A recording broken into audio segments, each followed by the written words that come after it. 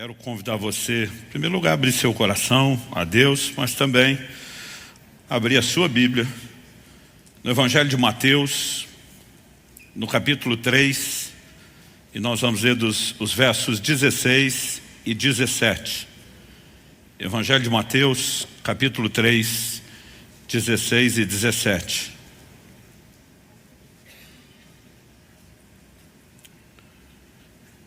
Eu vou ler na Nova Almeida Atualizada, e esse texto vai ser nosso ponto de partida e também o trilho no qual a gente vai se organizar em termos de pensamento, de linha de raciocínio. E antes disso, eu gostaria de orar com você. Pai, pedimos graça e favor do alto, clamamos a orientação, a direção do Teu Espírito Santo.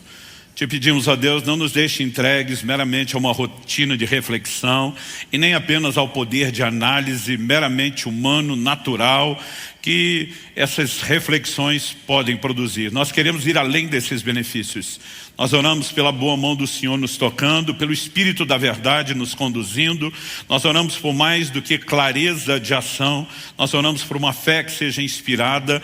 Nós oramos que os olhos do nosso entendimento sejam iluminados pela Tua palavra e pelo poder que dela emana. E desde já, Te damos honra, Te damos glória e Te damos louvor pela certeza daquilo que o Senhor fará em nome de Jesus. Amém. Bom, Mateus capítulo 3, versos 16 e 17 diz: depois de batizado, Jesus logo saiu da água. E eis que os céus se abriram, e ele viu o Espírito de Deus descendo como pomba, vindo sobre ele. E eis que uma voz dos céus dizia: este é meu Filho amado, em quem me agrado. Um evento extraordinário, espetacular, onde Jesus, como disse a João Batista, não apenas cumpre com toda a justiça de Deus, o que incluía a necessidade de ser batizado, ainda que ele não precisasse do batismo de arrependimento como os demais, mas os céus abertos, a visão do Espírito descendo sobre ele, numa forma corpórea como pomba, que não é só dele. João Batista, também sabemos pelo Evangelho de João, tem a mesma visão, o mesmo sinal, mas essa voz audível, essa declaração pública, que Deus faz a respeito de Jesus, seu Filho. Este é meu Filho amado, em quem eu me agrado. Será que você pode repetir essa frase comigo? Diga: este é meu Filho amado, em quem me agrado. Há duas declarações, e é justamente nesses dois focos que eu quero colocar a ênfase do nosso ensino. Em primeiro lugar, Deus reconhece que Jesus é o Filho que Ele ama, o Filho amado. Mas Ele também faz uma declaração: é o Filho em quem me agrado. Basicamente, o que Ele estava falando a respeito de Jesus é que Ele era tanto amado quanto agradável. E esse é o tema da minha mensagem hoje: amado e agradável. Na verdade, nós percebemos só no Evangelho de Mateus que o Senhor faz outras duas declarações, que o Pai faz outras duas declarações sobre o Senhor Jesus do mesmo teor. Em Mateus, no capítulo 12, eu vou ler agora os versos 17 e 18, nós temos um registro. Isso aconteceu para se cumprir o que foi dito por meio do profeta Isaías: eis aqui o meu servo que escolhi, o meu amado, em quem minha alma se agrada. Farei repousar sobre ele o meu espírito, e ele anunciará juízo aos gentios. Então, o reconhecimento de que o Espírito repousaria sobre ele, somado a essa declaração do livro de Isaías, de que não apenas era o servo escolhido, aqui há uma aplicação direta como filho amado, mas também aquele em quem Deus se agradava.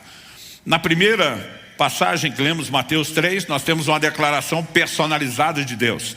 Aqui em Mateus 12, nós temos a aplicação de uma porção da Escritura.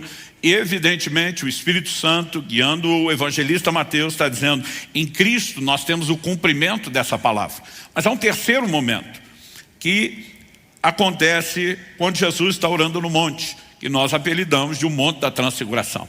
Há divergência sobre qual seria o monte, mas evidentemente não existe um monte chamado da transfiguração. É apenas uma referência, E para nós é muito mais para falar da experiência do que necessariamente do local geográfico. Ali, em Mateus 17, 15, nós lemos: falava ele ainda, uma referência a Pedro, quando uma nuvem luminosa os envolveu. E eis vindo da nuvem uma voz que dizia: este é o meu filho amado, em quem me agrado. Escutem o que ele diz. Então agora, assim como no primeiro texto de Mateus 3, do batismo de Jesus, novamente, o Pai Celeste fala de uma forma audível, não para toda a audiência anterior do dia do batismo, mas aqui o apóstolo Pedro ouve, essa declaração, e mais uma vez, Deus está sustentando as mesmas duas verdades. Jesus é o Filho amado, em quem Ele se agrada. E o que eu quero te mostrar é que esses dois aspectos, amado e agradável, são dois elementos chaves no nosso relacionamento com Deus. E eu quero te provar hoje, construindo o que eu quero chamar de doutrina bíblica, porque a gente quer trazer embasamento bíblico para isso, que são dois elementos importantíssimos, que eles não são divergentes, que eles não são excludentes, mas que na verdade eles são complementares. E que isso não deveria apenas ser encontrado na vida de Jesus, mas são dois elementos que precisam estar presentes na minha e na sua vida. A Bíblia fala muito sobre sermos amados por Deus. E eu não vou falar muito sobre isso, porque é um assunto sacramentado, bem fundamentado, conhecido, entendido. Embora eu vá mencionar aqui alguns textos, são importantes, não só para a nossa memória, mas sempre para fortalecer a nossa fé, para trazer ânimo ao nosso coração. Mas a mesma Bíblia que fala que somos amados por Deus, nos apresenta o que eu quero classificar aqui de uma doutrina. Doutrina é um conjunto de ensinos que pode ser organizado, sistematizado. Uma doutrina bíblica sobre agradar a Deus. Porque o mesmo Deus que nos declara amados, espera que nós sejamos agradáveis a Ele.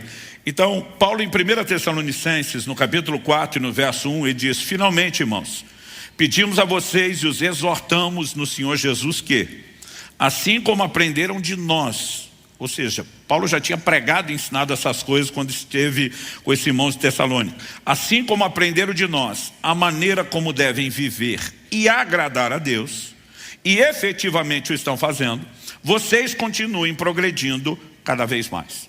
Então, a primeira coisa que Paulo fala para os irmãos de Tessalônica: vocês aprenderam de nós sobre uma maneira de viver e agradar a Deus. Existe um padrão comportamental envolvendo a vida cristã. O que é óbvio, dispensa qualquer necessidade de debate quando você vê todo o volume de orientações, não só dos evangelhos, mas principalmente das epístolas, sobre o comportamento do cristão em todas as áreas. A ênfase bíblica do comportamento do cristão não tem a ver com mérito. Nenhum de nós é salvo por merecimento. Somos salvos pela graça, experimentamos isso por meio da fé. E ao que eu e você precisamos de fato entender e compreender é que mesmo que o comportamento não tenha nada a ver com merecer, ele é parte daquilo que se espera de nós. Isso é indiscutível na doutrina bíblica. Estou dizendo isso porque cada vez mais eu vejo uma doutrina que tem se propagado no Brasil e no mundo, que ela relativiza todo o restante da Bíblia em nome de uma verdade da Bíblia que nem está sendo defendida de forma correta, está sendo distorcida, que é a graça. Então, de vez em quando eu vejo gente falando assim para mim: cara, não entendo você querer viver esse lugar de dedicação a Deus, quando, na verdade, se você entender a graça, você não precisa disso. Eu olho e falo: como é que é? Outro dia um falou assim para mim: cara, eu não entendo essa sua pegada de jejum, de devoção em Deus, parece que você quer merecer algo. Eu falei: não tem nada a ver com eu tentar merecer. Eu sou alvo do amor incondicional de Deus. Tem a ver com o que Ele merece. O que nós não podemos confundir é que, embora esforço não nos torne merecedores de nada, achar que Deus não merece resposta de tudo aquilo que Ele tem feito por mim e por você. E eu quero te mostrar ao longo da mensagem que essas coisas precisam ser distinguidas. O fato dele olhar para Jesus e dizer: eu amo você, não significa que ele não queira se agradar naqueles que ele ama. E o que eu quero te mostrar é que tem gente amada por Deus que não está agradando a Deus. Uma coisa não deveria excluir a outra. Nós deveríamos unir essas duas num combo, assim como Jesus, que leve o Senhor com um sorriso no rosto e de boca cheia falar o mesmo que foi dito de nós: meu filho ou minha filha amada, meu filho, minha filha em quem eu me agrado. Porque essas coisas não precisam excluir uma da outra. Outro dia uma pessoa falou para mim, não, você só está preocupado com dedicação, porque você ainda não teve a revelação do amor incondicional de Deus. Eu falei, então me compartilhe sua revelação, me ajude a crescer. Ele falou, o dia que você entendeu o amor incondicional, não precisa preocupar com o que você faz. Eu falei, me ajude, explica. Ele falou assim, nada que você fizer de bom vai fazer Deus te amar mais. E nada que você fizer de ruim vai fazer Deus te amar menos. Eu falei, essa é a grande revelação que você teve? Eu falei, isso eu expliquei para o meu filho quando ele tinha 11 anos de idade. E nem estava falando de Deus, estava falando de mim como pai. Meu filho chega da escola, toda a linguagem corporal mostra que ele está com medo de conversar comigo. Ele baixa o olhar, não consegue me encarar, as pernas estão tremendo, né, que nem vara verde. Naquela época do bimestre, que os alunos têm que trazer para os pais o boletim escolar. Eu nem precisei de revelação. A linguagem corporal toda dizia. Quando eu vi toda a dificuldade, eu falei, por acaso você tem na sua mochila um boletim com nota vermelha? Ele ficou apavorado, porque era a primeira vez que isso tinha acontecido. E o culpado, basicamente, eu estava acreditando que era eu mesmo. Porque eu lembro que era começo de março, mal tinham voltado às aulas depois do carnaval. Falei para a Kelly, eu quero levar a família toda a viajar comigo uma semana. Meu ritmo está muito intenso, eu preciso desse tempo. Ela falou, vai prejudicar o Israel, as aulas já voltaram. Kelly, como orientadora pedagógica, sempre levou isso mais a sério do que eu. Falei, olha, eu estou disposto a lidar com qualquer consequência. Essa é uma viagem importante e eu quero que todo mundo vá comigo, né? E nós ficamos uma semana, ele faltou de segunda a sexta na escola, e quando voltou, teve uma prova surpresa em cima do conteúdo que não tinha pego. É lógico, eu sabia que a nota não viria boa e eu sabia da minha responsabilidade. Mas ele está ali apavorado. Meu filho está com tanto medo que aquela conversa não progride. Eu tive que parar e consolá-lo. Falei, filho, para um pouquinho. Falei, deixa eu te explicar uma coisa antes da gente discutir o boletim e a nota que está lá. Falei, eu amo você. Ele falou, eu sei, pai. Falei, você sabe, mas não entende. Falei, eu não te amo pelo que você faz. Eu não te amo pela sua performance. Eu te amo porque você é. Você é meu filho. Eu falei, então preste atenção. Nada que você fizer de bom vai fazer eu te amar mais. Nada que você fizer de ruim vai fazer eu te amar menos. Pensa no rostinho que iluminou com o consolo. Aquele desespero foi saindo. Mas ao mesmo tempo que o consolo foi chegando, eu vi uma cara de malandragem entrando. Ele não perguntou, mas estava estampado na testa dele. Era evidente que ele estava pensando, então liberou geral. Porque se nada que eu fizer de bom faz o senhor me amar mais, e nada que eu fizer de ruim faz você me amar menos, porque é que eu vou me preocupar com o comportamento? Falei, agora, antes de você falar essa bobagem que você está pensando agora, preste atenção, se você quer me agradar, a conversa é outra. Você não será menos amado por uma nota menor. Mas se você quer um sorriso no rosto, mais do que seu pai, da sua mãe pedagoga, evidentemente você vai ter que trabalhar agora isso. É uma exceção à regra que nós vamos tratar de forma diferente do resto. Por que eu estou dizendo isso? As pessoas estão propagando a mensagem estúpida. Ela não é apenas equivocada, ela é estúpida. De que porque Deus te ama de forma incondicional, você pode tratá-lo como lixo. De onde foi que nós tiramos isso? Que porque somos amados, nós não precisamos honrar a Deus. Qual é o maior mandamento destacado por Jesus na Escritura? Amarás o Senhor teu Deus de todo o teu coração, com toda a tua alma, com todo o teu entendimento. Agora, eu amo Ele de todo o coração, mas não preciso me preocupar em tratá-lo bem? Que amor é esse? Então, ao olhar para a Escritura bíblica, eu percebo que nós precisamos de uma construção clara. E eu quero começar trabalhando em primeiro lugar com vocês aqui, que não podemos confundir ser amado com ser agradável. São duas coisas distintas. Em primeiro lugar, ser amado, como eu disse, doutrina sacramentada. Não precisamos falar muito, mas como eu disse, faz bem para o coração, fortalece a fé. Lembramos, João 3,16, Deus amou o mundo de tal maneira que deu seu filho. E de tal maneira, você lê assim, amou tanto, tão loucamente, tão absurdo e apaixonadamente, né? Deus amou o mundo de tal maneira que deu seu Filho unigênito, para que todo aquele que nele crê não pereça, mas tenha a vida eterna. Você vai olhando para as Escrituras, me permita citar, só em Romanos, nós temos pelo menos 5 declarações que tinham que deixar eu e você extasiados com o amor de Deus. E por ordem, eu vou seguir a sequência cronológica de aparecimento das frases. Romanos 1,7. A todos os amados de Deus que estão em Roma. Ele está ainda endereçando a carta no início da saudação inicial. A todos os amados de Deus que estão em Roma, chamados para ser santos. Primeiro somos chamados de amados de Deus. Isso é inquestionável. Mas não é porque somos amados por Deus que não somos chamados a responder ao Deus que nos amou e salvou, com um crescimento de santidade. Segunda coisa, Romanos, ou declaração 5:8. Mas Deus prova o seu próprio amor para conosco, pelo fato de Cristo ter morrido por nós quando ainda éramos pecadores. Então agora, não só é um amor intenso, absurdo, doido, mas também nós temos um amor incondicional. Ele nos amou quando éramos pecadores. O mesmo capítulo 5, eu não vou ler todos os versículos, diz que Ele nos amou quando ainda éramos seus inimigos. Paulo vai dizer, pode até ser que pelo justo alguém se anime a morrer, mas Ele nos amou quando éramos seus inimigos. Ou seja, o amor de Deus não depende do nosso comportamento. Ele é incondicional. Quantos são gratos a Deus por isso? Em Romanos, no capítulo 8, no verso 32, a Bíblia mostra, se Deus já fez o que fez, até onde Ele está disposto a ir. Romanos 8:32, Paulo diz, se Deus não poupou, nem mesmo a seu próprio Filho, antes o entregou por amor de nós, como não nos dará juntamente com Ele todas as coisas? Traduzindo, se Deus deu Jesus, Ele faz qualquer loucura por você, crente. O amor de Deus é imensurável. E é por isso que em Romanos 8:35 Paulo pergunta, quem nos separará do amor de Cristo? Então esse amor é incondicional, esse amor, é absurdo, imensurável, esse amor é infinito, eterno e incessável.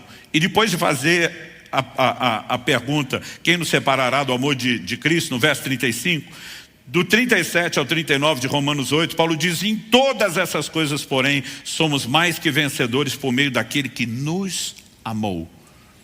Na hora de se referir por meio de quem somos vencedores, ele só poderia dizer por meio de Deus, por meio do Senhor, mas por meio daquele que nos amou. E aí ele retoma o assunto da pergunta, quem nos separará do amor de Cristo? Porque eu estou bem certo, e essa convicção, essa revelação tem que estar dentro de cada um de nós, do amor incondicional, do amor incessante, do amor infalível de Deus, porque eu estou bem certo de que nem a morte, nem a vida, nem os anjos, nem principados, nem as coisas do presente, nem do porvir, nem os poderes, nem a altura, nem profundidade, nem qualquer outra criatura poderá nos separar do amor de Deus que está em Cristo Jesus, nosso Senhor. Amados por Deus. Entender isso mexe profundamente com o seu senso de identidade, com a sua percepção de valor. E é inquestionável que Deus não apenas nos ama com amor incondicional, mas que Ele também não faz acepção de pessoas. A gente viu que a maior expressão do amor de Deus leva a Deus doar Jesus para a salvação de todo mundo. Quem Deus deseja seja salvo. 1 Timóteo 2,4 diz que Deus deseja que todos se salvem e cheguem ao pleno conhecimento da verdade. Então Ele nos ama a todos igualmente. Atos capítulo 10, verso 34 e Romanos 2,11 diz que Deus não faz acepção de pessoas. Deus não faz distinção. Deus não trata um diferente do outro. Ou seja, Deus não ama mais a um do que a outro. Traduzindo, Deus não tem filhos prediletos. Eu sempre brinco que eu não aceito a ideia de Deus ter filho predileto, a menos seja eu. Aí eu abro uma exceção. Não, mas brincadeira à parte, o que eu e você precisamos entender, tudo que Deus já manifestou, expressou do amor dele por um, é o que todo mundo tem direito. Então não só o amor é incondicional, não só é infalível, é um amor sem distinção. Todo mundo tem direito de experimentar as mesmas coisas.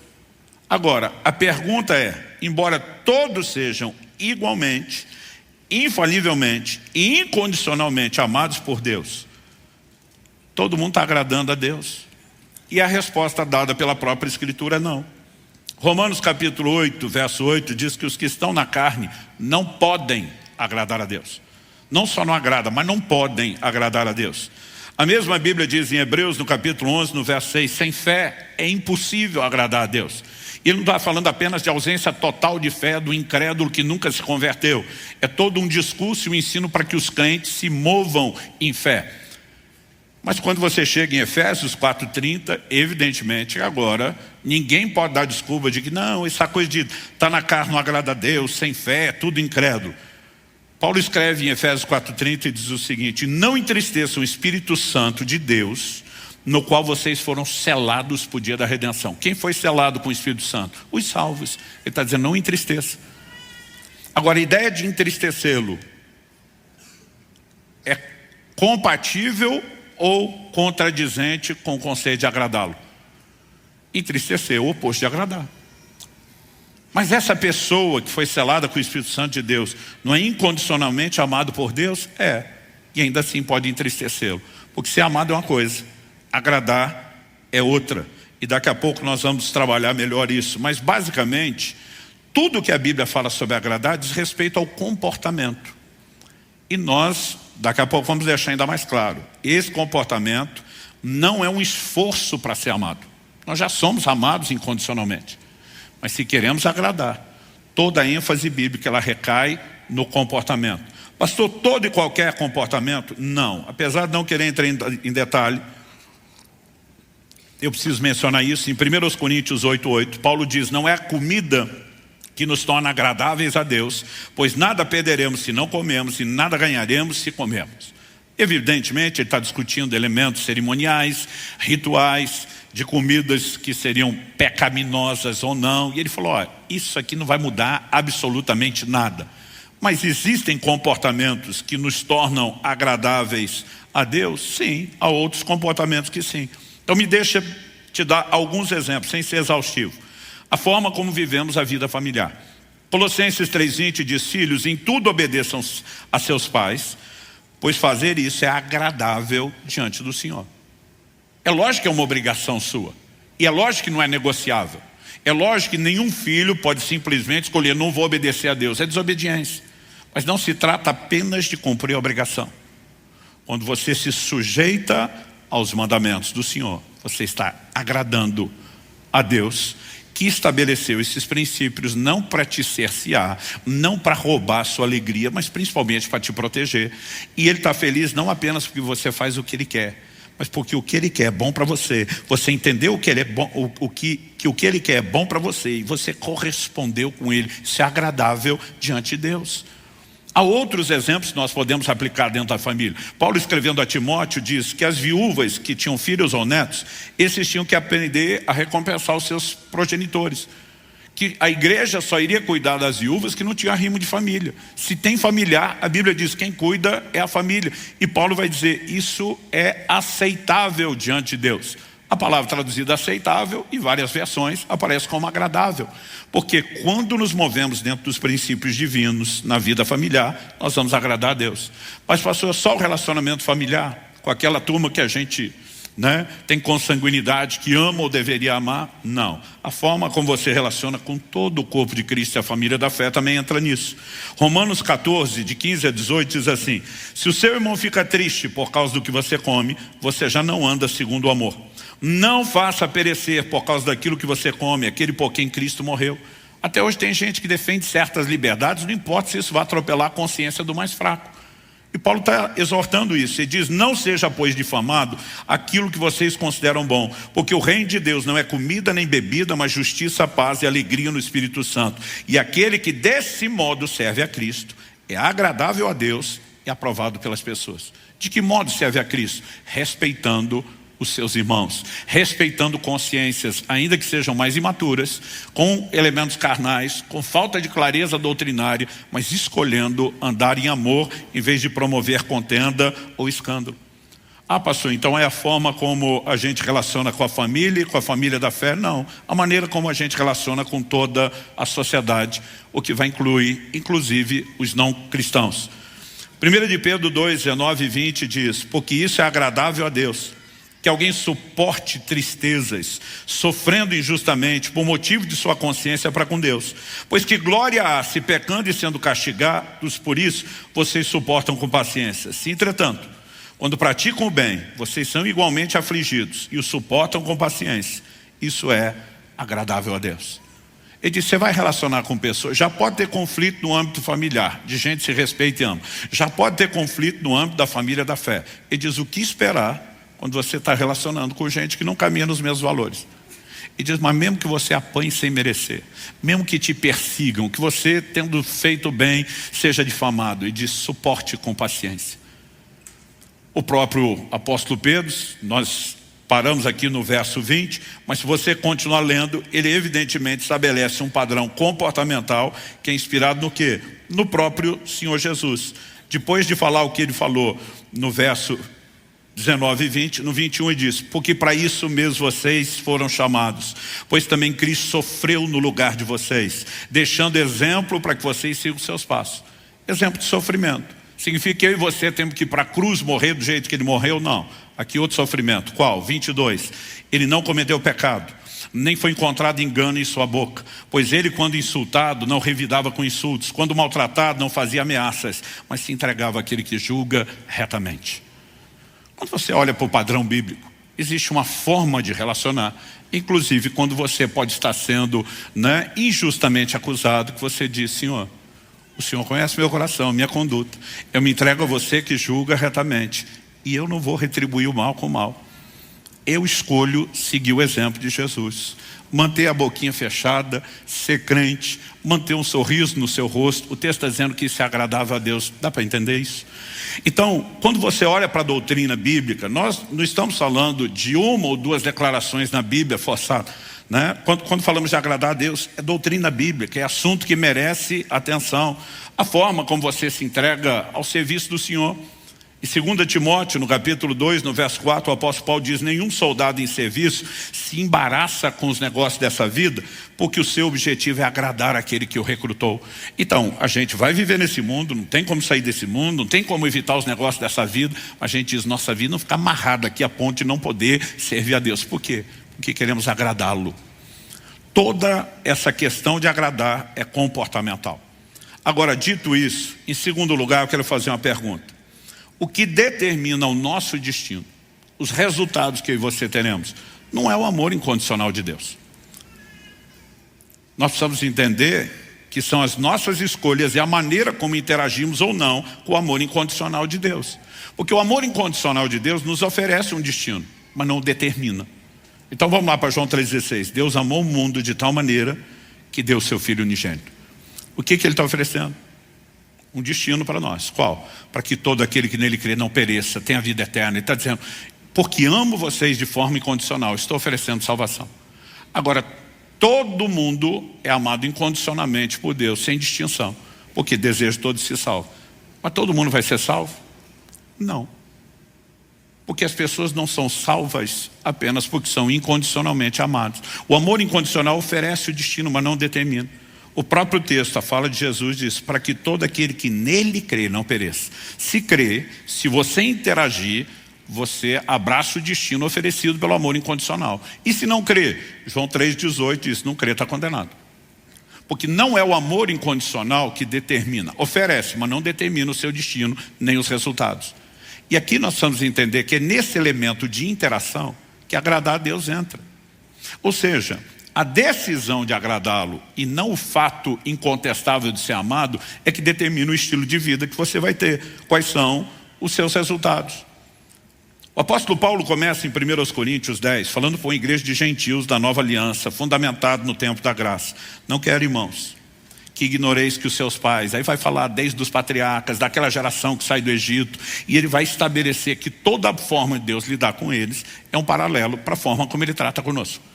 Ou seja, ele não está, como alguns querem, em nome da graça, descartando todo o Antigo Testamento e dizendo que não há correlação ou aplicações do lado de cá. E aí você tem um paralelo interessante. Por exemplo, quando Deus tira aquela geração de israelitas do Egito, da escravidão, com o propósito de levá-los à terra prometida, ele diz que isso é uma manifestação do amor dele. Deuteronômio 4, versos 37 e 38. Falando de Deus, da parte de Deus, Moisés diz: porquanto amou teus pais, escolheu a sua descendência depois deles, te tirou do Egito, ele mesmo, presente com grande força, para lançar diante de ti nações maiores e mais poderosas do que tu, para te introduzir na sua terra e te dar por herança, como hoje se vê. Por que é que Deus os tira de lá e quer introduzir na terra que mana leite e mel? Porque amou vocês, amou os seus pais. Então, esses israelitas eram amados por Deus, inquestionavelmente. Agora a pergunta é: entraram na terra prometida? Resposta: não. A próxima pergunta: por que não? 1 Coríntios, capítulo 10, verso 5 diz: mas Deus não se agradou da maioria deles, razão pela qual ficaram prostrados no deserto. Eram amados a ponto de receber a oferta de um destino de entrar na terra prometida. Mas porque Deus não se agradou deles, eles não experimentaram o destino que Ele, no seu amor incondicional, ofereceu. E aliás, o verso seguinte, o 6, depois de falar que Deus não se agradou, e essa é a razão pela qual ficaram prostrados no deserto, o verso seguinte, o 6 diz, ora, essas coisas se tornaram exemplos para nós. Que tipo de exemplo? Toda a lógica é que a gente não tropece como eles tropeçaram. Ou seja, que a gente não caia no engano de achar que porque somos amados, não precisamos agradar. Quem está entendendo? Então, são questões distintas. E nós precisamos entender que agradar a Deus tem a ver com a conduta. Ser amado, não. Nada que você fizer, de bom ou de ruim, vai fazer você ser mais ou menos amado. Mas o que você faz de bom ou de ruim, vai agradar ou desagradar. E o departamento de agradar, embora não tenha a ver com mérito, tem a ver com conduta. E quando a gente fala da conduta, dá para dividir isso em dois elementos que precisam também ficar claros. Comportamento, que são as ações que externamos, e motivação. Razões que nem sempre aparecem, motivos interiores que nem sempre aparecem nas nossas ações externas. Vamos começar do comportamento. Colossenses 1, 9 e 10. Paulo diz, por essa razão também nós, desde o dia em que soubemos disso, não deixamos de orar por vocês e de pedir que transbordem do pleno conhecimento da vontade de Deus em toda a sabedoria e entendimento espiritual. Não deixamos de orar por você. Pensa num cara que está lutando em oração pelos colossenses. Por que motivo? Verso 10. Dessa maneira, orando por vocês, alcançando os resultados dessa oração, dessa maneira, poderão viver de modo digno do Senhor, para o seu inteiro agrado, frutificando em toda a boa obra e crescendo no conhecimento de Deus. Não só a Bíblia fala que é para agradar a Deus, mas para o inteiro agrado. Tem a medida cheia que dá para agradar. E isso, ele diz, tem a ver com viver de modo digno do Senhor. Daqui a pouco eu vou mexer nesse assunto e departamento, mas vale destacar isso. Quanto à motivação, em 1 Tessalonicenses 2, 3 e 4, o apóstolo Paulo diz, pois a nossa exortação não procede de erro ou de intenções impuras, nem se baseia no engano. Pelo contrário, visto que fomos aprovados por Deus a ponto de Ele nos confiar o Evangelho, assim falamos não para agradar as pessoas, e sim para agradar a Deus que prova o nosso coração. Por que está falando do Deus que prova o coração? Se for agradar as pessoas, você pode ter um comportamento externo teatral. E algumas questões de dentro podem não ser vistas ou percebidas. Mas Paulo está defendendo é o lado de dentro. Ele diz, a nossa exortação não procede de erro. Ele diz, não vem de intenções impuras, não tem engano. Ele diz, não tem teatro aqui. E ele falou, por quê? Porque a nossa preocupação não é agradar pessoas. Você pode agradar pessoas com teatro, escondendo motivações. Mas de Deus você não esconde motivação nenhuma. Ele conhece todas as coisas. Ele está dizendo, o que nós queremos é agradar a Deus, que examina profundamente o coração. Então, embora a gente fale de comportamento, temos que partir da premissa de que isso parte de um coração correto que transborda. Estou dizendo isso porque, como nunca, eu tenho visto grupos cada vez maiores e crescentes atacando todo e qualquer forma de ensino, de dedicação a Deus. Como se a gente estivesse ultrajando a graça, a fé, né? Como se a gente estivesse simplesmente tentando pregar merecimento. Quando nós falamos de uma resposta a Deus, nós não estamos falando do nosso mérito. Nós estamos falando do mérito dele. Então, nada que você fizer de bom vai te fazer merecedor de ser mais amado.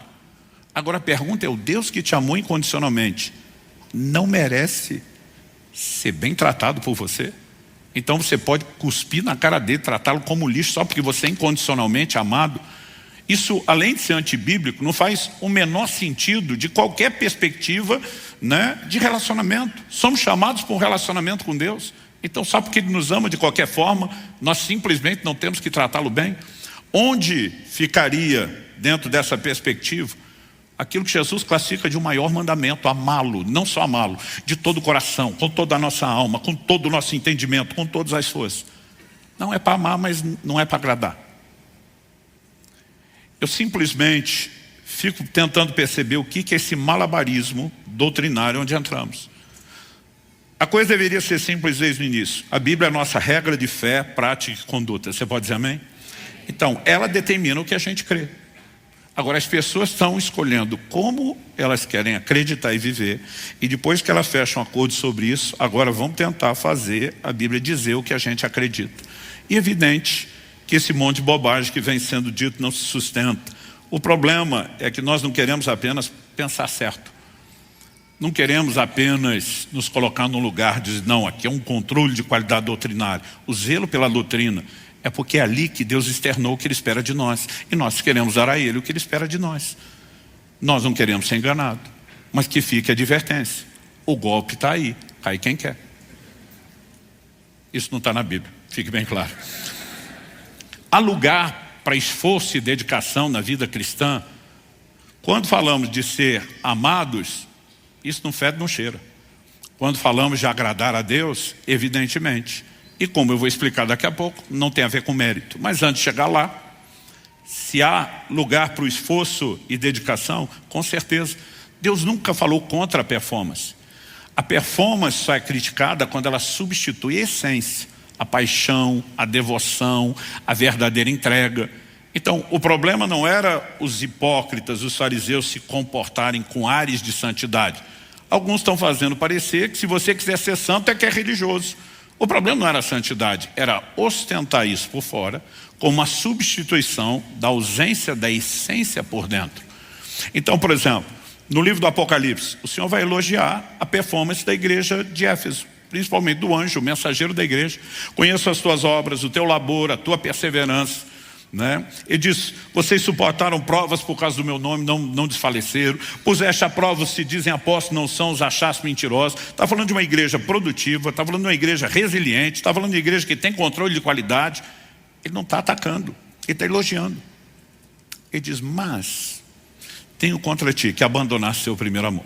O que ele está dizendo é, não adianta ter performance estratosférica e a paixão está lá no chinelo.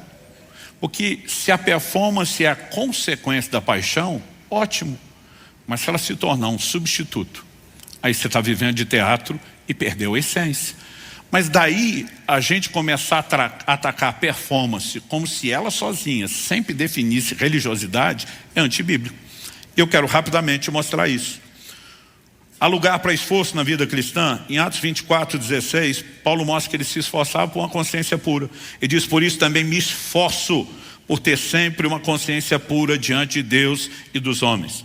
Em Colossenses 1:29, Paulo fala de esforço na pregação do Evangelho. É para esse fim que eu me empenho, esforçando-me o mais possível, segundo o poder de Cristo que opera poderosamente em mim. Ele não fala de um esforço que substitui aquilo que Deus vai fazer em nós, mas que coopera, que simplesmente age junto. Efésios 4:3, ele ensinava os outros a fazerem o mesmo, esforçando-vos diligentemente por preservar a unidade do Espírito no vínculo da paz. Ele não só nos chama ao esforço, mas fala diligência, cai para dentro, dedicação, empenho. Então, olhando para a Escritura, não dá para negar a importância da diligência. O apóstolo Pedro diz em 2 de Pedro, capítulo 1, verso 5, por isso mesmo vós, reunindo toda a vossa diligência. Ele falou, não pega nada pela metade, não pega ela parcial, junta tudo que você conseguir aí dentro de você. Reunindo toda a vossa diligência, associai com a vossa fé a virtude, com a virtude o conhecimento. Os próximos versículos vai falar ao conhecimento, domínio próprio e várias virtudes. Por que eu estou dizendo isso? Hoje em dia você vai ver as pessoas dizendo, você não precisa de nada, só precisa de fé. Eu digo, de onde saiu essa conversa? Ele diz, você vai associar com a fé é sempre a base, ela vai estar lá o tempo todo. A fé é inegociável em tudo no relacionamento com Deus, mas nada na Bíblia diz que é a fé sozinho. Hebreus 6:2 diz que nós temos que nos tornar imitadores dos que pela fé e perseverança é a nossa promessa. Vai tentar crer sem perseverar para ver onde é que você vai chegar. Aqui ele está dizendo, associa a fé já está lá. A virtude, o conhecimento, o domínio próprio. Lá na frente ele vai dizer, porque em vós, havendo e abundando essas coisas, não só a fé, é que vos será amplamente concedida a entrada no reino eterno de nosso Senhor e Salvador Jesus Cristo. Mas o evangelho é simples, gente, o evangelho é simples. Não confunda o simples com simplista. Eles estão tentando simplificar o que nunca existiu. E diz, não, se você só crê, não precisa mais nada. Ele diz, pega a sua fé, bota toda a diligência, usa as outras coisas que Deus está colocando e viva uma vida diferenciada que honre e dignifique o evangelho que te deu dignidade um dia. Em 2 de Pedro 1:10, 5 versículos à frente, ele termina dizendo, por isso, irmãos, e por isso aqui é a conclusão, procurem com empenho, outra tradução em vez de empenho diz diligência, dedicação, procurem com empenho cada vez maior mas já não reunir toda a diligência, tudo que você tinha até agora. Quando chegar lá na frente, você vai ter que ter crescido e vai ter que ter ido além do que você já tinha, com empenho cada vez maior, confirmar a vocação e eleição de vocês, porque fazendo assim vocês jamais tropeçarão. É lógico que a eleição, a vocação, são todas coisas que nós cremos, que respondemos, mas a Bíblia diz, confirme ela com a sua dedicação, que é a expressão interativa da sua fé, uma fé que também se manifesta com obras, com ações, com conduta. Então, eu e você precisamos entender, se em primeiro lugar, eu fiz questão de dizer que não podemos confundir ser amado com agradável. O segundo, questionamos o que determina destino e resultados, e aí nós vamos falar do esforço, da dedicação e empenho de agradar a Deus. E terceiro e último lugar, eu quero trabalhar a essência da mensagem por trás da distinção entre ser amado e ser agradável. Eu mencionei no início que um dia alguém falou o seguinte, não adianta você se esforçar, você não vai merecer nada. Eu falei, eu não me esforço porque eu mereço, ou porque eu preciso merecer. Eu me esforço ou me dedico porque ele merece. Seria estupidez acreditar que ele não merece uma resposta. E segundo aos Coríntios 5,14, Paulo diz, o amor de Cristo nos constrange. Esse amor incondicional, esse amor infalível, esse amor que simplesmente não faz acepção de pessoas, nos constrange. Qual o constrangimento? Paulo diz assim, julgando nós isso, se um morreu por todos, logo todos morreram. O que é a ideia do todos morreram? Não é apenas posicionalmente nele todos. Ele diz assim, se um morreu por todos, logo todos morreram. E os que agora vivem, pela morte e sacrifício dele, não podem mais viver para si. Tem que viver para aquele que por eles morreu e ressuscitou. Isso está falando de uma resposta de amor. Aonde foi que eu e você lemos que porque Deus nos amou de forma incondicional, a gente não tem que ter resposta. Jesus nos ensina em Lucas 7 sobre quem teve uma percepção de perdão maior da dívida vai amar mais. O tempo todo nós não somos ensinados a retribuir o amor. João escreve e diz, nós o amamos porque ele nos amou primeiro. Evidentemente que o amor incondicional é dele, nos alcança quando nós não temos nenhuma resposta. Agora, daí é deduzir que você não deve resposta para ele. Não é só um insulto à doutrina bíblica, é um insulto à inteligência. Eu costumo dizer, tem certas declarações sendo feitas por aí, que não é mais só falta de conhecimento teológico, é falta de uma cinzenta. Não pode ser outra coisa. Só que esse engano maligno está tentando permear o nosso meio, né? E as pessoas estão dizendo, não, se você entender a graça e a fé, você não precisa fazer nada. Eu digo, não precisa fazer para ser amado, não precisa fazer para ter mérito, mas não deve honrar aquele que te honrou, você não deve dignificar o evangelho que te dignificou quando você não tinha nenhuma. Isso é contradição bíblica. Ser amado por Deus fala da importância que nós temos aos olhos dele. E o crente que entra nessa revelação, e ela tem que ser crescente, cada vez mais ele vai para um lugar onde nada vai alterá-lo. Davi chega ao ponto de dizer no Salmo 27:10, ainda que meu pai e minha mãe me desamparem, o Senhor me acolherá. Sabe o que? Pai e mãe são os últimos a desistir, gente. Mas está dizendo, se chegar nesse nível, não vou avaliar minha identidade, quem eu sou, meu senso de importância, pela maneira como me trataram. Há um ser maior, infinito, sábio, que segue me amando. Eu sei quem eu sou aos olhos dele. É lógico que o entendimento do amor de Deus mexe com a sua identidade, com o seu senso de importância. É um balizador importante, não estou discutindo isso. E é um assunto que nós temos que crescer mais. Agora, não é desculpa para simplesmente dizer que a gente não tem que agradar. Qual é a mensagem de agradar? Agradar a Deus fala da importância que Ele tem para nós. Enquanto o amor incondicional é Ele falando da importância que nós temos para Ele, a disposição de retribuir do lado de cá é a gente falando da importância que Ele tem para nós. E se Ele não precisar ser importante no meu e no seu coração, por que amá-lo, e não só amá-lo com amor total, de todo o coração, alma, entendimento e força, seria, como eu mencionei antes, colocado como o maior mandamento. Há um paralelo estabelecido na Bíblia sobre a maneira como marido e mulher se tratam e como Cristo trata a igreja, e a igreja deve tratar Cristo. Paulo mexe nisso em Efésios 5 com maestria, né? E diz que o marido tem que amar a esposa como Cristo amou a igreja, amor sacrificial. Mas ele diz que a esposa deve submissão ao marido como a igreja deve a Cristo. Todo paralelo, né? Uma via de ida e volta, de mão dupla, tudo é estabelecido.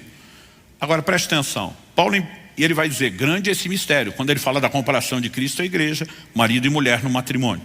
Em 1 Coríntios 7, de 32 a 35, o apóstolo Paulo está falando de agradar o Senhor. Mas olha a analogia que ele vai usar. Verso 32. O que eu realmente quero é que vocês fiquem livres de preocupações. Quem não é casado, outra tradução só diz o solteiro, cuida das coisas do Senhor, de como agradar ao Senhor. Quando a Bíblia fala, cuida das coisas do Senhor, não é só ser obediente e nem só aceitar o amor incondicional. A Bíblia diz que tem um departamento. Ele está preocupado em como vai agradar o Senhor. Verso 33. Mas o que se casou, cuida das coisas do mundo, de como agradar a esposa, e assim está dividido. É só o marido em relação à mulher? Não. Também a mulher, tanto a viúva como a virgem, cuida das coisas do Senhor, e vai fazer o paralelo com o solteiro mencionado antes, para ser santa assim no corpo como no espírito. Mas a mulher casada se preocupa com as coisas do mundo, de como agradar ao marido. Então se espera que dentro de um casamento, e essa é a perspectiva bíblica, marido e mulher não apenas se amem, mas decidam agradar.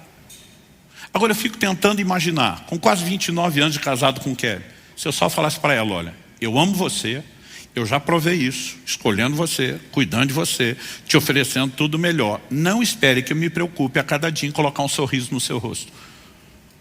Quem de nós ia olhar para isso e dizer, isso é sensato? Ninguém. E não importa o quanto ela saiba que é amada, o quanto já declarei, eu vivo procurando formas e maneiras de agradá-lo. Qualquer um vai entender isso no relacionamento. E nós precisamos de fato entender que a Bíblia transfere esse paralelo para com Deus, sobre agradar a Deus, da mesma forma. Verso 35, digo isso para o próprio bem de vocês, não para impor limitações, mas tendo em vista o que é decente, para que vocês possam se consagrar ao Senhor sem distração alguma. E vou ler o verso 35, não para impor limitações, porque quando você começa a falar dessa resposta de amor de agradar a Deus, aí vem aquele time vacinado dizendo, está aí o bando religioso, legalista, querendo impor limitações na vida cristã. Paulo diz, não é limitação. Ele só falta chamar quem classifica isso de estúpido. Ele diz, é para ampliar, é para melhorar o seu relacionamento com Deus, é para te levar para um lugar de profundidade, de intimidade dele, porque não há relacionamento sem a clara intenção de agradar. Quem está entendendo? O próprio Jesus, que eu comecei citando como exemplo, amado e agradável, não, você está separando o agradável do amado como se isso tivesse a ver com aquilo que a gente faz e não com aquilo que é. Não, é a Bíblia que diz isso. Não é eu que estou dizendo isso. Em João 8, 29, o próprio Jesus diz assim, e aquele que me enviou está comigo e não me deixou só, por quê? Porque é uma conjunção explicativa, uma palavra de ligação, de raciocínio está sendo construído, a conclusão que se chega, porque ele não me deixou só. É apenas porque eu sou amado pelo que sou? Não. Ele diz o seguinte, porque, e essa ênfase agora é importante, eu faço sempre o que lhe agrada. Essa palavra traduzida, fazer, é a palavra grega poieu, significa fazer, produzir, construir, formar, modelar, ser o autor de, manufaturar, tornar pronto, preparar, produzir. Não há jeito de você desassociá-la de obras. Ele está dizendo, eu agrado com obras. Sou amado porque aos seus olhos são importantes, mas porque ele é para mim. Todo o meu trabalho é demonstrar que eu também o trato como alguém importante. Quem está entendendo isso? Deus não se agrada de qualquer comportamento dos seus filhos, embora continue amando. Eu falei antes que o amor incondicional de Deus oferece, mas não determina o destino. Então Deus amou o mundo, quer que todos se salvem. Mas quem crer será salvo, quem não crer será condenado. Esse que não creu, que não correspondeu à oferta do amor de Deus e foi para a perdição do inferno, curioso ou trágico é que ele irá para o inferno incondicionalmente amado por Deus, infalivelmente amado por Deus, mas sem deixar que o amor de Deus funcione na sua vida. Porque eu e você precisamos entender que mesmo quando o amor não afeta o nosso destino, não significa que Deus deixou de amar. Então defender que só porque somos incondicionalmente amados podemos viver de qualquer forma, eu repito, não é só tolice, é abraçar deliberadamente uma proposta maligna de distorção das Escrituras. Então, olha o que Deus diz no livro de Hebreus, capítulo 12, de 5 a 7. Vocês se esqueceram da exortação que lhes é dirigida como a filhos. Filho meu, não despreze a correção que vem do Senhor. Nem desanime quando você é arrependido por ele, porque o Senhor corrige a quem ama e castiga todo filho a quem aceita. É para a disciplina que vocês perseveram. Deus os trata como filhos. E qual o filho a quem o pai não corrige? Toda vez que meus filhos me desagradaram, eu precisei tratar com eles. Mas eu os deixei de amar? Evidentemente que não. A correção é justamente o amor. É porque a gente se importa, é porque a gente não desiste.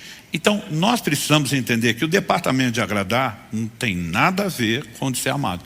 Só quando nós estamos agradando o Deus que ama, dizer, porque eu amo, eu não vou te deixar largado, fazendo o que você quer, inclusive indo para longe de mim. Eu vou lutar por você e pelo seu melhor.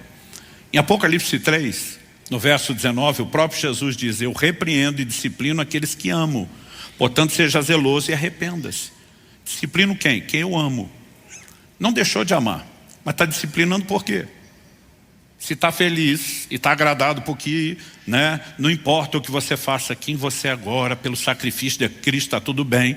Então que bipolaridade é essa de Jesus? Repreender, dizer que disciplina, dizer seja zeloso, arrependa-se, ou seja, muda o seu comportamento, se para ele está tudo bem, do jeito que muitos estão tentando fazer a gente acreditar que está. Ao olhar para a Escritura, eu percebo que mesmo sendo amado por Ele, eu e você precisamos agradá-lo. Isso significa entrar no modo de não é tentar ser digno pelo comportamento.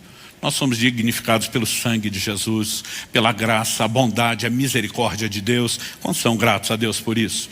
Mas é dignificar o Deus e o Evangelho que nos dignificou. Filipenses 1:27, acima de tudo. Ele está dizendo, pega toda a instrução que eu estou dando, mas agora vamos lá para o patamar de cima. Acima de tudo, vivam de modo digno do Evangelho de Cristo. Olha Efésios 4:1, por isso eu, prisioneiro no Senhor, peço que vocês vivam de maneira digna da vocação que vocês foram chamados. Colossenses 1:10, que já lemos, dessa maneira poderão viver de modo digno do Senhor, para o seu inteiro agrado. 1 Tessalonicenses 2:11 e 12, vocês sabem muito bem que tratamos cada um de vocês como um pai trata os seus filhos, exortando, consolando, admoestando vocês a viverem de uma maneira digna de Deus, que o chama para o seu reino e glória. Onde é que está na Bíblia? Que eu e você não temos que dignificar Deus e o Evangelho, que nos deu dignidade. E ela não veio por obras. Ela veio por aceitar o amor incondicional, veio por aceitar a oferta do amor divino, mas requer de nós interação. Quem está entendendo, diga amém. Pastor, então há lugar para esforço e dedicação? Para ser mais amado, não. Para ter algum tipo de mérito, não. Para retribuir o amor e reconhecer o mérito de Deus, com certeza. Em 2 Coríntios 5:9, Paulo diz, é por isso que também nos esforçamos para ser agradáveis a Ele, quer presentes, quer ausentes. Para ser agradável, correr atrás do que Ele quer. Eu e você vamos ter que nos esforçar. Outro dia alguém falou para mim, não, se o dia que você entender a graça, você não está preocupado mais em agradar. Eu digo, eu acho que é o contrário. Porque Hebreus, capítulo 12, de vez em quando gosto de dizer para alguns assim, a minha Bíblia, que sempre é irônico e sarcástico, porque supostamente era para ser a mesma coisa, mas é um jeito de dizer, talvez você não leu, diz em Hebreus 12, 28 e 29, por isso, recebendo nós um reino inabalável, retenhamos a graça, pela qual sirvamos a Deus de modo agradável, com reverência e temor, porque o nosso Deus é um fogo consumidor. A Bíblia está dizendo, servir a Deus de forma agradável, procurar ser agradável a Ele, é reter a graça. Não querer agradá-lo é que é desperdiçar a graça. Então que conversa é essa que a graça dispensa agradá-lo? Ela nos empodera para agradá-lo. Até porque tudo o que fazemos, embora tenhamos responsabilidade, Deus nunca confina somente ao nosso esforço. Em Hebreus 13, 20 e 21, mais ao final da epístola, nós vemos o escritor dizendo, ora o Deus da paz, que tornou a trazer dentre os mortos o nosso Senhor Jesus, o grande pastor das ovelhas, pelo sangue da eterna aliança, aperfeiçoe vocês em todo bem, para que possam fazer a vontade dEle. Que Ele opere em nós o que é agradável diante dEle, por meio de Jesus Cristo, a quem seja a glória para todos sempre. Amém. O aperfeiçoamento é nossa responsabilidade? É. Mas quando Ele diz, vos aperfeiçoe, tem a parte dEle. né? Quando ele diz para que possam fazer a vontade dele, evidentemente que eu e você não vamos fazer só com o nosso esforço. Quando ele termina dizendo que ele opera em nós o que é agradável diante dele, eu e você não vamos conseguir sozinho tudo o que é agradável. Nós dependemos de algo que ele faz. Agora, o que ele faz não substitui o que a gente tem que fazer. Ele nos empodera no cumprimento da responsabilidade, mas ele não faria no nosso lugar. Se fizesse, não precisaria mandar a gente fazer. Ou seja, a dedicação, ela tem que ser muito mais compreendida como uma interação com a graça, com a fé, do que uma substituição dela. Então, por exemplo, aquela geração da qual Deus não se agradou, não entrou na terra prometida. Hebreus 3,19 diz, vemos que não puderam entrar por causa da incredulidade. Aí em Hebreus 4,3, ele vai pegar toda essa ideia do lugar de descanso que eles não entraram, para falar do descanso que nos aguarda. E Hebreus 4,3 diz assim, nós porém que cremos, entramos no descanso. Você só acessa o que Deus tem pela fé. Pela graça sois salvos, Efésios 2,8, mediante a fé. Romanos 5,2, pela fé temos acesso a essa graça. Todo o depósito da graça só se acessa por fé. Então a Bíblia diz, como entramos no descanso? Nós, porém, que cremos, entramos no descanso. Hebreus 4,13. Agora o Hebreus 4,11, falando do mesmo descanso. Portanto, esforcemo-nos por entrar naquele descanso. Outro dia alguém falou, mas peraí, pastor, é fé ou esforço? Falei, o esforço é uma expressão prática da sua fé. Tiago fala de obras que não podem substituir a fé, mas ele fala de uma fé que se expressa por meio de obras. Não são obras de méritos, são obras que sinalizam, que externam a fé. E evidentemente o esforço é uma expressão da fé e não uma substituição dela. Por quê? Não é para merecer nada, a gente sabe que somos dignificados em Cristo, mas nós precisamos dar a devida resposta a Ele. Quem está entendendo, diga amém. Eu queria que você ficasse em pé para parecer que está acabando. Hebreus 6, 11 e 12 nos mostra que a diligência, o empenho, a dedicação, na verdade, nos mantém na fé. Não nos rouba, não concorre. Desejamos, porém, continue cada um de vocês mostrando até o fim a mesma diligência para a plena certeza da esperança, para que não vos torneis indolentes, mas imitadores dos que pela fé e longanimidade herdam as promessas. A diligência tem a ver com a perseverança da fé e não uma substituição da fé. Então eu olho para as escrituras e eu percebo cada vez com mais clareza, precisamos crescer na revelação de que somos amados, evidentemente. Precisamos entender a resposta ao amor de Deus, que é a decisão de agradá-lo inquestionavelmente. Essas coisas são divergentes ou excludentes? Não, são complementares. Eu não espero que você saia daqui lembrando esse mundaréu de texto bíblico que você ouviu, embora às vezes alguns maduros conseguem absorver um pouquinho mais. Mas para aqueles que querem, às vezes até voltar, pegar depois uma mensagem dessa gravada e dizer, eu vou pontuar, eu vou esclarecer a doutrina, você tem munição. Para aqueles que não, você está alimentando a sua mente, não apenas com mais informação e argumentação, mas mais material para que o Espírito Santo trabalhe. Mas ao sair daqui, o que eu espero que você tenha de forma prática? O entendimento de que Deus quer olhar para mim e para você como olhou para Jesus e dizer, meu filho ou minha filha amado, mas também meu filho ou minha filha em quem me agrado. O amor é incondicional, não depende de como você se comporta, mas a sua decisão de agradá-lo e a sua resposta de amor é quando você diz, nós vamos amá-lo, porque Ele nos amou primeiro. É quando você deixa esse amor te constranger, dizer, não tem chance de eu não dar uma resposta para Ele. Agora, como eu e você podemos agradar a Deus? Efésios 5,10 diz, tratando de descobrir o que é agradável ao Senhor. Uma outra tradução diz procurando, mas esse procurando é uma procura que fala de exame e busca. Então eu gosto da ideia de tratando de descobrir. Para agradar alguém, você precisa ter sinalizações do que ela gosta, da sua expectativa. Você não agrada alguém apenas fazendo algo que é agradável a você e pode não ser para ela. Os primeiros anos do meu ministério pastoral, acho que eu estava no primeiro ano de casado com a Kelly. Casal de irmãos da igreja que nós pastoreávamos lá no início. No domingo perguntou, pastor, o senhor teria tal dia da semana noite livre? Falei, curiosamente essa semana eu tenho. Nós queremos fazer uma janta para o senhor e para a Kelly. Vai ser algo assim maravilhoso, inesquecível. Mas pensa, botaram nossa expectativa lá em cima. Eu nem sei se eu comi direito no dia, Eles ficavam ligando, tá lembrando, olha, vem pronto, vem de estômago vazio. E lá fomos nós. Mas ninguém conversou sobre coisa nenhuma. Quando nós paramos o carro na rua e descemos, Kelly, eu brinco que ela tem superpoderes no olfato. Ela desceu, fechou a porta do carro, por cima do carro, ela olha para mim e diz: estou sentindo o cheiro de dobradinha. Eu falei, não, amor, deve ser algum vizinho. Eu falei, ninguém faria um movimento tão ousado desse sem perguntar. Que ele nunca teve problema com comer coisa diferente. Por causa do olfato. Pensa numa coisa que ela nunca comeu na vida, é dobradinha. Quando nós entramos pelo portão, a casa era mais para dentro, eu fui aproximando da porta. Eu vi que o cheiro estava aumentando e ela me olhando com cara de apavorado. Mas quando batemos a porta e eles abriram, aquele cheiro saiu, esbofeteou a gente na entrada. Honestamente, eu não tinha problema. Existem formas e formas. Eles escolheram a menor, menos cheirosa, mas aquilo estava muito forte.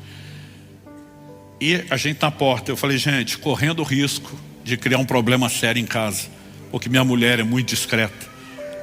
Eu não sei se ela consegue entrar aqui na casa de vocês hoje o que dizer comer. Que é tipo assim, não faça isso, me deixe tentar, né? E eu falei, ela não suporta o cheiro de dobradinho. Os dois se olham apavorados. Quando eu vi o jeito que eles se olharam, eu falei, me dá notícia que tem outra coisa para comer? Eles disseram, pastor, não. Eu falei, gente, não tem problema, a gente requenta o que sobrou do almoço. Não, a gente não almoça em casa, a gente almoça no trabalho. A gente pega a janta de ontem. Pastor, a gente mal come em casa. Fomos no mercado hoje só para fazer essa dobradinha para vocês. Não tem praticamente nada. Eu falei, um pedaço de pão velho? Não. Eu falei, vocês fizeram um acompanhamento? Arroz. Eu lembro até hoje da casa toda aberta, ventilador ligado para tentar tirar o cheiro. Kelly chorando enquanto comia o arroz cru. Kelly pedindo perdão para eles pedindo perdão para Kelly. Pensa na situação constrangedora. Quer dizer, gente, eu sei que vocês fizeram o melhor. Me perdoe. Né? Eles, não, a gente devia ter perguntado. Eu ficava, devia mesmo. Gente, como é que você tenta agradar alguém sem saber o que a pessoa quer? Agora, com Deus não é difícil. Você não tem que surpreendê-lo. O que eu e você precisamos? Olhar para aquilo que Ele já sinalizou, esperar de nós. E além de todos os textos bíblicos, 1 João 3,22 diz, aquilo que pedimos dele recebemos, porque guardamos seus mandamentos e fazemos diante dele o que lhe é agradável. Tudo que Ele já sinalizou, é só a gente andar nisso. Agora, as sinalizações nos foram dadas pelas Escrituras, são genéricas para todo mundo. E todo mundo tem que fazer a mesma coisa. Mas as sinalizações são individuais. Ele pode pedir para mim algo que Ele não pediu para você. Então, eu tenho um compromisso com Deus de não ter ganho pessoal com a venda dos meus livros. Tem gente que usa isso para atacar quem tem. Eu falo, não, o trabalhador é digno do seu salário. Deus pediu para mim. Se o outro está ganhando, Deus não pediu nada para ele, não tem nada de errado. Eu termino daqui 2 dias, mais um desses jejuns prolongados que eu estou fazendo a cada semestre. Você não tem que fazer isso. É a minha convicção do nível de resposta que eu tenho que dar para Ele. Então, o que Deus diz pela palavra e a percepção dos direcionamentos do Espírito Santo na nossa vida, essas coisas precisam ser respeitadas. E à medida que nós escolhemos andar nelas, nós podemos juntar o combo, a maravilha de ser amado incondicionalmente, com a bênção, com o privilégio de dizer, eu vou retribuir o seu amor. Nunca será o mesmo, nunca será tão perfeito, nunca será tão intenso, mas que ele cresça à medida que a gente entende o quão importante o Senhor é e se torna para nós. Evidente que eu não vim aqui te apontar o dedo ou jogar pedra em você. Eu tenho sido chamado para um lugar de relacionamento que se torna cada dia melhor à medida que entendemos essa resposta. Paulo diz, não é para impor limitações. Quando eu e você começamos a nos consagrar desimpedidamente ao Senhor, o padrão do relacionamento melhora. E Ele quer que eu e você possamos desfrutar mais. Você recebe essa palavra? Pai, nós oramos e pedimos graça e favor do alto. Suplicamos mais uma vez que o Senhor nos permita ter mais do que um mero ritual de ouvir informação e sair daqui apenas confinados à nossa própria capacidade de digeri-la e processá-la. É lógico que não queremos ser irresponsáveis quanto à nossa parte, mas nós te pedimos mais do que isso. Trabalhe em nós pelo Teu Espírito, traga entendimento espiritual, traga aplicação prática da Tua palavra e ajuda-nos, Senhor, a não nos distrair e nem abortar aquilo que o Senhor começou. Que nenhum de nós te trate como uma torneira a ser fechada, um interruptor de uma lâmpada a ser desligado no final dessa reunião. Nós oramos não apenas por continuidade, nós oramos por progressividade em tudo aquilo que o Senhor tem feito nas nossas vidas. Abençoamos nossos irmãos e irmãs, crendo que o Senhor seguirá aprofundando o que já tem feito na vida de cada um de nós, e que possamos estar debaixo do mesmo nível de consciência que os irmãos de Tessalônica estavam quando Paulo lhes escreveu, que ele não só os tinha ensinado sobre isso, que eles não apenas efetivamente estavam procurando agradar a Deus, mas que nós, como eles, também possamos progredir cada vez mais e dessa forma dizer de boca cheia que somos não apenas amados, mas também agradáveis ao Senhor. Oramos em nome de Jesus. Amém. Primeira carta de Paulo a Timóteo, capítulo 5, versículo 23. O texto sagrado diz: não beba somente água, beba também um pouco de vinho, por causa do seu estômago e das suas frequentes enfermidades. Nessa carta de Paulo, que é classificado como uma epístola pastoral, ele se dirige a Timóteo, seu filho na fé, seu discípulo, trazendo orientações não apenas a respeito do ministério, ou sobre como se conduzir na igreja, mas também com conselhos pessoais. Esse é um desses conselhos. Isso diz respeito à saúde de Timóteo. Ele está dizendo: não beba água somente. Essa afirmação, acredita-se, porque eu e você precisamos olhar para um texto como esse com as lentes de antigamente, não de hoje.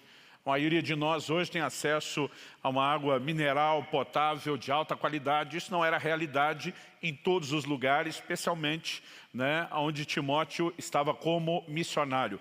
Acredita-se que nessa época ele estivesse liderando a igreja de Éfeso, mas a verdade é que Paulo, cujo ministério era marcado pelo sobrenatural, por manifestações de curas e milagres, não menciona oração e fé e nem uma intervenção milagrosa em prol da saúde de Timóteo.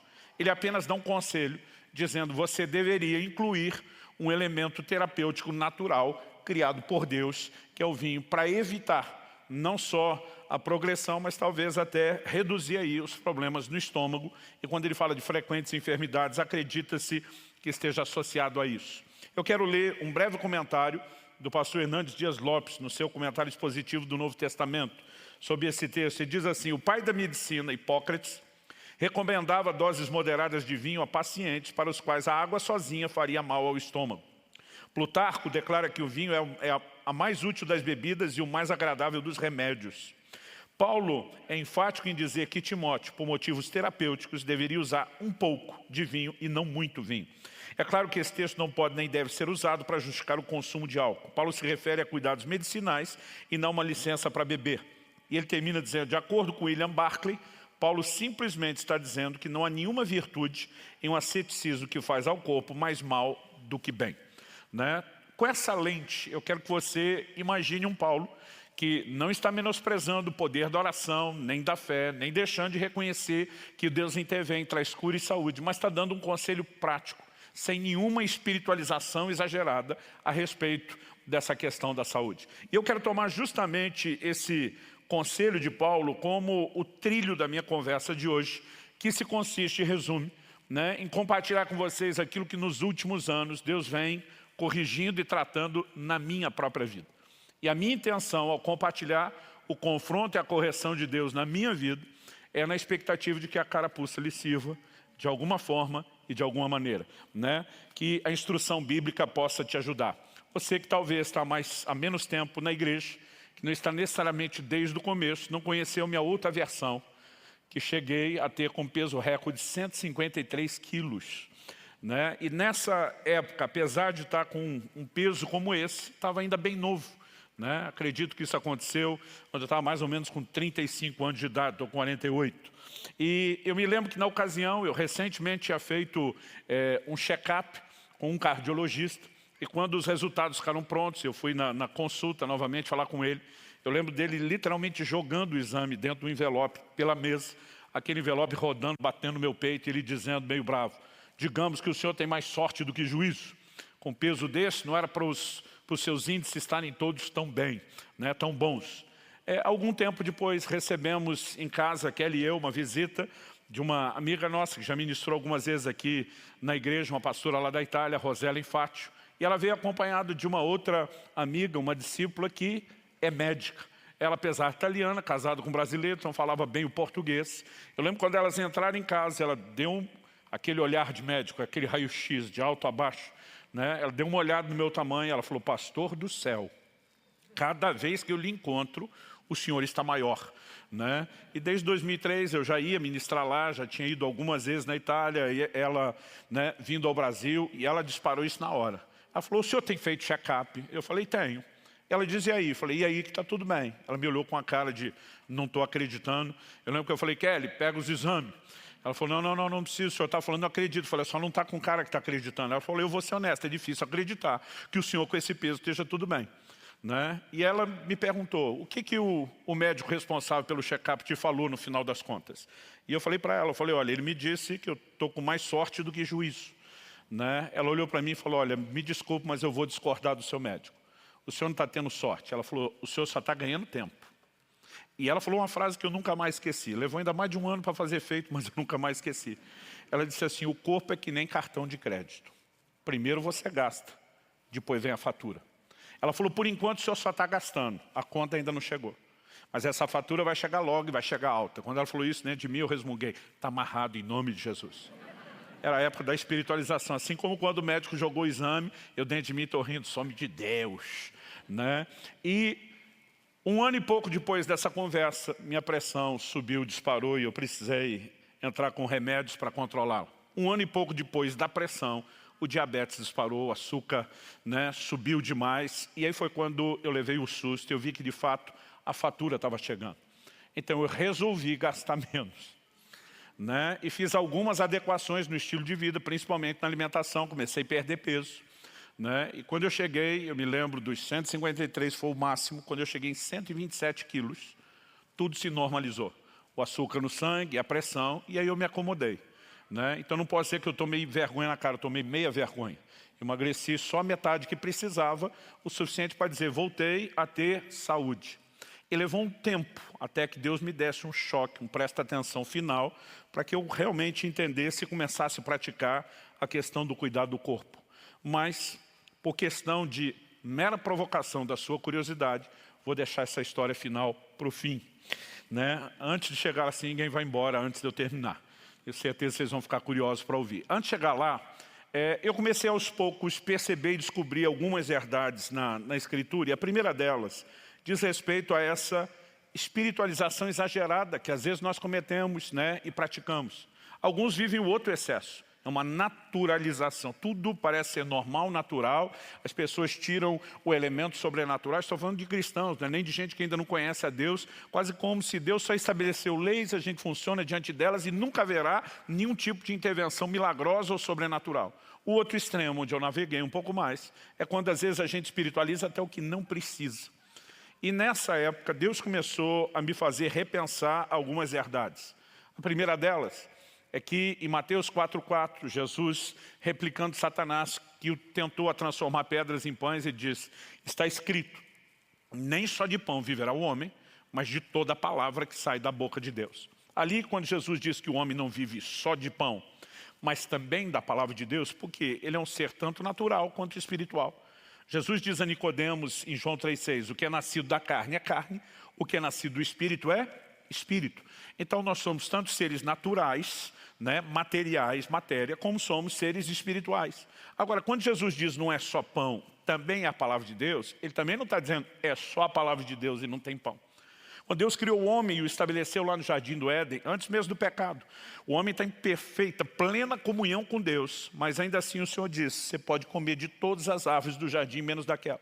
Em outras palavras, Deus está dizendo: não é a minha presença, embora te supra em determinados níveis, que vai sustentar esse seu corpinho. Deus está dizendo, você tem que comer. Né? Por que eu estou mexendo em questões como essa? Porque às vezes nós vamos ao outro extremo. Né? O extremo de que espiritualizamos tanto que não precisa ter nenhum cuidado, nenhum tipo de cuidado com o corpo e nem mesmo com a alimentação. E eu quero te mostrar que isso é, de fato, um engano, um equívoco. Por outro lado, né, eu me lembro de uma frase que papai repetia muito lá em casa para mim, para meus irmãos, quando entramos naquela fase de pré-adolescência, depois adolescência, chegando à juventude, que começa a bater aquele speed de adrenalina, de aventura, e a gente gosta de flertar com o perigo, né, em nome da aventura, cheio de ingenuidade, de imprudência. E papai citava muito Mateus 4,7, uma frase de Jesus, logo depois da primeira que eu citei, quando Satanás diz, olha, pula do pináculo do templo, pois está escrito que Deus vai dar ordem aos seus anjos para que te guardem. Né? O diabo está o quê? Espiritualizando uma promessa de proteção. Jesus replica e diz, também está escrito, não tentarás o Senhor teu Deus. Meu pai usava muito essa frase, principalmente quando a gente brincava com as coisas que eram, né, perigosas demais aí na perspectiva dele. A gente naquela inocência e ingenuidade da juventude, como eu disse antes, só via nisso aventura. Eu comecei a descobrir que nesse assunto da questão do corpo, muitos de nós estamos vivendo de tal forma que acabamos tentando a Deus, extrapolando princípios. O apóstolo Paulo, por exemplo, estava num navio cujo destino era Roma, ele seria julgado por César lá em Roma, né? Ele está junto com outros prisioneiros, o navio acaba naufragando, eles vão parar na ilha de Malta, você pode depois ler o episódio todo lá em Atos 27, mas interessante que um anjo de Deus aparece a Paulo, né, quando o naufrágio estava na iminência já de acontecer, e ele diz, olha, não se perderá a vida de ninguém que está com você nesse navio. Ele fez uma promessa de proteção. Paulo já tinha advertido antes que não era para fazer a viagem, que ela ia terminar com dano para o navio, para a carga e para a vida de todo mundo. Eu não sei se baseado nessa informação, uma provável revelação que Paulo teve, ele passou a orar e interceder, mas a verdade é que o destino da vida das pessoas foi comunicado pelo anjo. Todo mundo vai ser preservado. Paulo, em posse dessa notícia, de que haveria uma intervenção divina, ele se levanta e diz em Atos 27, 33 e 34, enquanto amanhecia, Paulo rogava a todos que se alimentassem, dizendo, hoje é o 14º dia em que, esperando, vocês estão sem comer, não tendo provado nada. Por isso peço que comam alguma coisa, pois disso depende a sobrevivência de vocês. Porque nenhum de vocês perderá nem mesmo um fio de cabelo. Ao mesmo tempo que ele está citando a promessa do anjo, ninguém vai perecer, não vão perder um fio de cabelo. Ele está dizendo, a sobrevivência de vocês depende de vocês se alimentarem. Paulo não está espiritualizando nada, gente, que ótimo vocês estão em jejum, é mais fácil o milagre acontecer. Não, ele sabia que aquele povo ia ter que nadar, que ia precisar de força e energia. Depois o comandante do navio diz, quem não souber nadar, que se agarre em destroços para tentar salvar. Ninguém espiritualizou, mas se Deus deu uma promessa que vai salvar ele, que faça sozinho. Por quê? Nenhum homem de Deus, nem do calibre de Paulo, tratava essas coisas com espiritualização exagerada. Né? E isso precisa servir de referência para mim e para você. A Bíblia nos mostra recorrentemente a questão de escolhas naturais com consequências igualmente naturais. Em Deuteronômio 22:8, o Deus que promete ser a nossa proteção, o Deus se revela na Escritura dizendo não dorme, não dormita aquele que te guarda. Ele deu a seguinte ordem, quando você construir uma casa nova, faça um parapeito no terraço, para que você não traga culpa de sangue sobre a casa, se alguém de algum modo cair do terraço. Deus está dizendo, fez terraço, não tem parapeito, alguém morreu, a culpa é sua. Né? Deus sempre tratou dessas questões de formas e de maneiras muito práticas. Eu me lembro logo